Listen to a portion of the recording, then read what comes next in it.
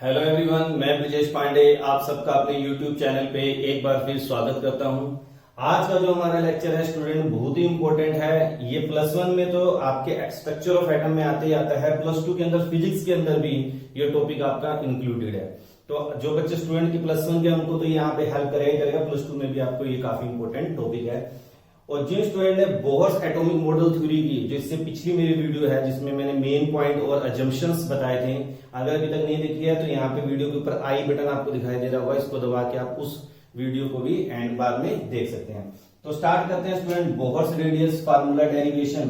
तो हमने जो फार्मूला लिखा था वो लिखा था Rn equal to 0.529 upon Z N square, N square upon Z. Z क्या है? एटॉमिक नंबर है। जेड हमारा क्या एटॉमिक नंबर है। हाइड्रोजन के लिए जेड की वैल्यू क्या हो जाएगी 1, और हाइड्रोजन लाइक पार्टिकल की बात करेंगे जैसे हीलियम प्लस जेड की वैल्यू 2, तो उस तरह मैं आपको बता चुका हूं पहले भी।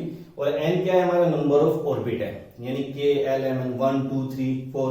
तो एन फर्स्ट ऑर्बिट में बात करें, सेकंड। अभी ये जो फार्मूला है ये हमारे पास जो डाटा है स्टूडेंट ये किसमें है? आर्मस्ट्रॉन्ग में। मगर जो हम फार्मूला डिराइव करेंगे वो किसमें आएगा? मीटर में हमारी वैल्यू आएगी 0.529 upon Z N square into 10 की पावर -8 मीटर, 1 आर्मस्ट्रॉन्ग सॉरी 10 की पावर -10 मीटर। ये हमारा फार्मूला बन जाएगा स्टूडेंट। तो इसको हम डिराइव करने जा रहे हैं, ये हमारे इस वीडियो का क्या है पर्पस है। तो अगर हम बात करें जो इलेक्ट्रॉन है न्यूक्लियस के चारों ओर घूमता है स्टूडेंट, एक तो यहाँ पे दो फोर्सेस काम करेंगे जो आपस में क्या होंगी? इक्वल होंगी। हमें पता है न्यूक्लियस और इलेक्ट्रॉन के बीच में क्या होगा? फोर्स ऑफ अट्रैक्शन, जो कि इलेक्ट्रोस्टैटिक फोर्स ऑफ अट्रैक्शन की बात करेंगे। दो अपोजिट चार्ज पार्टिकल्स हैं, और एक जब इलेक्ट्रॉन सर्कल में चार्ज पार्टिकल मोशन करता है तो हमको पता है कौन सी फोर्स जनरेट होती है? Centrifugal force. तो दो फोर्सेस यहां पे आपस में क्या होती हैं? सेंट्रीफ्यूगल फोर्स इक्वल होती हैं किसके? Electrostatic force of interaction, electrostatic force of interactions. अब आप सबको फार्मूले पता है स्टूडेंट। हम अगर इलेक्ट्रोस्टैटिक फोर्स ऑफ इंटरेक्शन की बात करते हैं कि Z E square upon R square. यहाँ के क्या है? हमारा बोल्ट्जमैन कांस्टेंट है, और इसकी वैल्यू क्या होती है? 1 अपॉन 4 पाई एप्सिलॉन नॉट, जो कि परमिटिविटी है। और अगर हम के की वैल्यू की बात करें स्टूडेंट तो ये क्या होती है? 9 इंटू 10 की पावर 9 न्यूटन मीटर स्क्वायर पर कूलम स्क्वायर।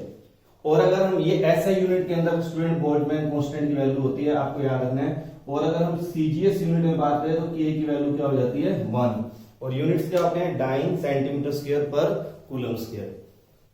तो सीजीएस में के की वैल्यू 1 पुट करते हैं, और ऐसा यूनिट में हम के की वैल्यू 9 इंटू 10 की पावर 9 न्यूटन मीटर स्क्वायर पर कूलम स्क्वायर पुट करेंगे। तो ये हमारा फार्मूला। अब सेंट्रीफ्यूगल फोर्स क्या हो जाता है student? M V square upon R. तो ये दोनों टर्म्स आपस में क्या है? यहां पर इक्वल होती है। अब यहीं से हम रेडियस का फार्मूला क्या करेंगे? डिराइव करेंगे। इसको हम ले लेते हैं स्टूडेंट इक्वेशन 1। अब हमें पता है ये हमने इक्वेशन 1 ले ली। अब हम क्या करेंगे स्टूडेंट? यहां से अगर ध्यान से देखें तो ये आपस में कट रहा है, आर से आर कट जाएगा। और अगर मैं रेडियस की बात करूं, यहां पे यही फार्मूला ऐसे हो जाएगा M V square equal to K Z E square upon R. और अगर मैं यहां से वी स्क्वायर को निकालूं तो वी स्क्वायर क्या हो जाएगा स्टूडेंट? के Z E square upon M are. इसको इक्वेशन नंबर ले लीजिए आप, तो क्या है? वी स्क्वायर की। अब इसके लिए क्या करेंगे? हम बोहर्स का एक पोस्टुलेट इस्तेमाल करेंगे। हमें पता है बोहर्स पोस्टुलेट के अकॉर्डिंग, बोहर्स पोस्टुलेट क्या कहता है? Angular momentum mvr, angular momentum of an electron in an orbit is integral multiple of H upon 2 पाई। ये आपको बोहर्स का पोस्टुलेट है जो याद रखना चलेगा पड़ेगा। इसके बारे में पिछली वीडियो में आपको बता चुका हूं, और लिंक आपके पास आई कार्ड के फॉर्म में अवेलेबल है। तो MVR equal to NH upon 2 pi. अब मैं यहां से अगर बात करूं वेलोसिटी की, तो वेलोसिटी क्या हो जाएगा स्टूडेंट? एनएच अपॉन 2 पाई एम आर। ठीक है।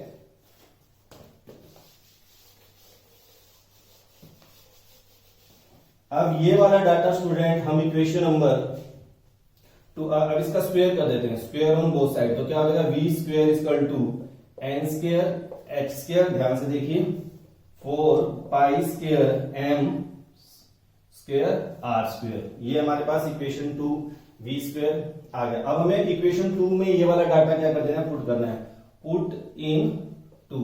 तो हमारे पास इक्वेशन क्या बन जाएगा student, N square X square 4 pi square M square R square equal to K Z E square upon M are.